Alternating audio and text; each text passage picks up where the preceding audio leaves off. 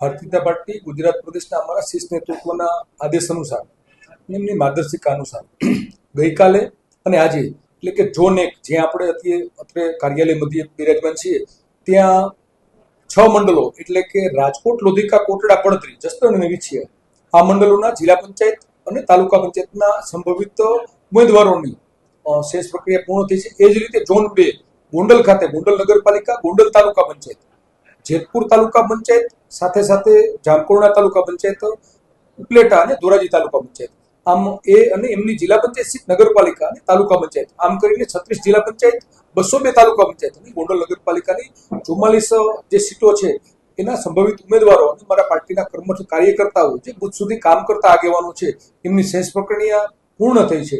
અને જે આજે રાજકોટ મધ્યનું જે અમારું આજનું ઝોન 1 છે એ પણ શેષ પ્રક્રિયા આજે પૂર્ણ થવાની છે.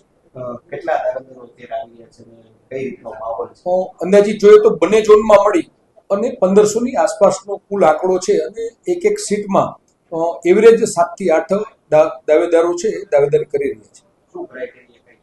શું ક્રાઇટેરિયા અમારા પ્રદેશની માર્ગદર્શિકા આવનાર છે. ટૂંક સમયમાં અમને માર્ગદર્શિકા મળે એટલે એ પછી જ અંદાજ આવશે કે ભાઈ અમારો ક્રાઇટેરિયા અને કઈ રીતે છે. પણ આમ જોઈએ તો અમારા બુથ સુધીના કામ કરતા કર્મઠ કાર્યકર્તાઓ છે એમને જો વધારે એમની દાવેદારી જોવા મળી રહી છે. વધારે યુવાનો અને ખાસ કરીને ડોક્ટરો, વકીલો આવા પણ ઘણા દાવેદારો મારી વચ્ચે આ 2 દિવસ દરમિયાન જોવા મળ્યા છે. એમની દાવેદારી કરી છે.